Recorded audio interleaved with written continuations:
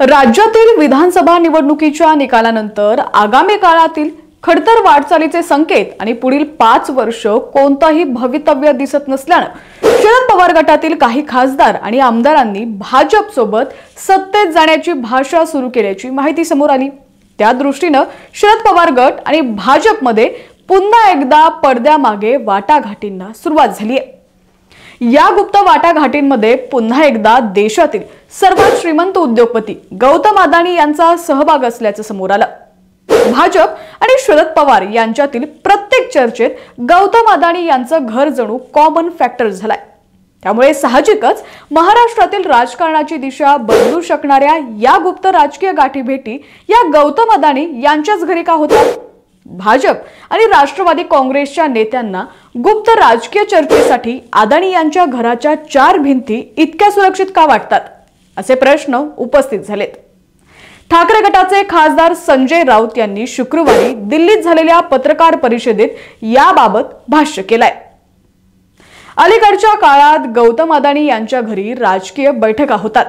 ते महाराष्ट्राचं भवितव्य ठरवण्याचा प्रयत्न करत आहेत। ज्यांनी मुंबईचं विमानतळ ताब्यात घेतलं, ज्यांनी धारावीसह मुंबईची हजारो एकर जमीन गेली, ज्यांनी महाराष्ट्रातील जकात नाके ताब्यात घेतले, ते गौतम अदानी महाराष्ट्राचं राजकीय आणि सामाजिक भवितव्य ठरवणार आहेत। गौतम अदानी म्हणजे आचार्य विनोबा भावे आहेत का? ते म्हणजे दादा धर्माधिकारी आहेत का? किंवा यशवंतराव चव्हाण आहेत का, जे गटातटाच्या राजकारणात मध्यस्थी करून महाराष्ट्राला पुढे नेण्याचं काम करत आहेत? गौतम अदानी हे पंतप्रधान नरेंद्र मोदींचे मित्र आहेत। मित्र म्हणून हा महाराष्ट्र आणि देश लुटण्याचा प्रयत्न करणार, त्यासाठी महाराष्ट्रात राजकारण करणार, भवितव्य ठरवणार।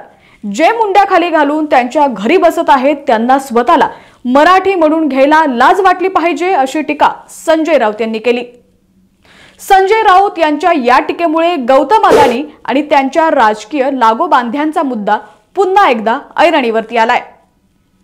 यापूर्वी देखील अजित पवार यांनीही 2019 मध्ये अदानी यांच्या घरी बैठक झाल्याचं म्हटलं होतं।